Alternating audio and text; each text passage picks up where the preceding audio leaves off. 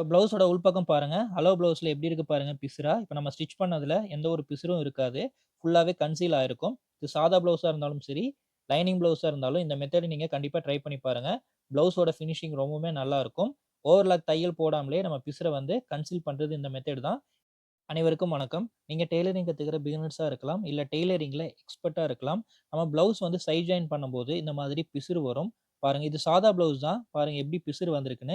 இந்த பிசுறு தெரியாம அத கன்சீல் பண்றது ஒரு சூப்பரான டெக்னிக் இருக்கு. இப்போ வீட்லயே ஸ்டிச் பண்றவங்களுக்கு இந்த மாதிரி ஓவர்லாக் மெஷின் இருக்காது.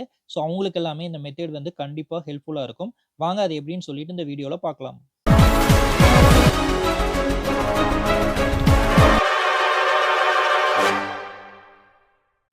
நம்ம இன்னைக்கு சாதா ப்ளவுஸ்க்கு எப்படி அந்த பிசிறு தெரியாம கன்சீல் பண்றதுன்னு பார்க்கலாம்.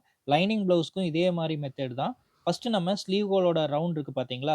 அத வந்து நம்ம புடிக்கணும். இந்த மாதிரி அதோட ப்ளவுஸோட மேல் பக்கமா எடுத்து இந்த மாரி கரெக்ட்டா அலைன்மென்ட் பண்ணிக்கங்க. நம்ம நார்மலா ப்ளவுஸோட சைட் ஜாயிண்ட் புடிக்கிறக்கு உள் பக்கமா வச்சு தான் தையல் போடுவோம். அந்த மாதிரி பண்ணாம ஃபர்ஸ்ட்டு மேல் பக்கமா இந்த மாரி தையல் போடுங்க. இந்த மாதிரி மேல் பக்கமா தையல் போடும்போது உள்ள இருக்கிற பிசிறு வந்து ஃபர்ஸ்ட்டு கன்சீல் ஆகும். மோஸ்ட்லி சாதா ப்ளவுஸ்க்கு எல்லாமே ஓவர்லாக் தையல் வந்து போட மாட்டாங்க. ஸோ அந்த மாதிரி பண்ணி குடுக்காம, உங்க கஸ்டமருக்கு நீங்க ஃபினிஷ் பண்ணி குடுக்கணும்னா, இந்த மெத்தட்ல நீங்க கண்டிப்பா ட்ரை பண்ணுங்க. நம்ம சாதா ப்ளவுஸ்க்கும் இதே மெத்தட் தான் யூஸ் பண்ணுவோம். லைனிங் ப்ளவுஸ்க்கும் இதே மாரி மெத்தட் தான்.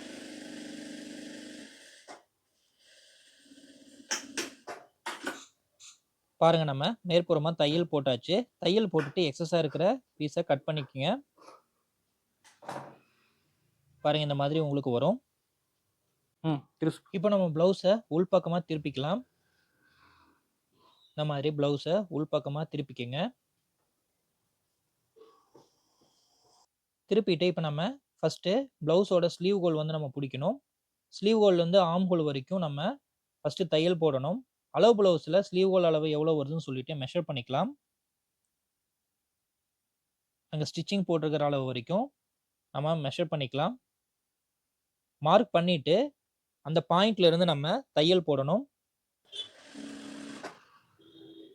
எப்பவுமே நீங்க ஸ்டிச் பண்ணும்போது அர்கட் பாயிண்ட்ட கரெக்ட்டா மேட்ச் பண்ணி நீங்க தையல் போடுங்க. அப்பதான் உங்களுக்கு அந்த சுருக்கம் வராது. இப்போ சைடுக்கு எப்பவுமே நம்ம 3 டைம்ஸ் வந்து ஸ்டிச்சிங் போடுவோம். ஃபியூச்சர்ல வந்து பாடி சைஸ் இன்க்ரீஸ் ஆகும்போது அந்த தையல் வந்து பிரிச்சு விட்டுக்கலாம்.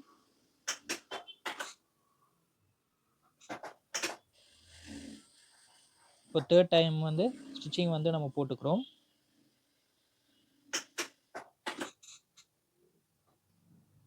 எக்ஸஸா இருக்கிற பீஸர கட் பண்ணிக்கங்க. இப்போ சைட் ஜாயின் வந்து நம்ம ஸ்டிச் பண்ணியாச்சு. பாருங்க உங்களுக்கு மேல் பக்கம் இந்த மாதிரி வரும். எங்கேயுமே உங்களுக்கு சுருக்கம் இல்லாம ஃபினிஷிங் வந்து நீட்டா இந்த மாதிரி வரும். இப்போ ப்ளவுஸோட உள்பக்கம் பாருங்க. ஹலோ ப்ளவுஸ்ல எப்படி இருக்கு பாருங்க பிசுறா. இப்போ நம்ம ஸ்டிச் பண்ணதுல எந்த ஒரு பிசுறும் இருக்காது. ஃபுல்லாவே கன்சீல் ஆயிருக்கும். இது சாதா ப்ளவுஸா இருந்தாலும் சரி, லைனிங் ப்ளவுஸா இருந்தாலும் இந்த மெத்தட் நீங்க கண்டிப்பா ட்ரை பண்ணி பாருங்க. ப்ளவுஸோட ஃபினிஷிங் ரொம்பவுமே நல்லா இருக்கும். ஓவர்லாக் தையல் போடாமலே நம்ம பிசுற வந்து கன்சீல் பண்றது இந்த மெத்தட் தான். இந்த வீடியோ புடிச்சிருந்தா லைக் பண்ணுங்க. தேங்க்ஸ் ஃபார் வாட்சிங்.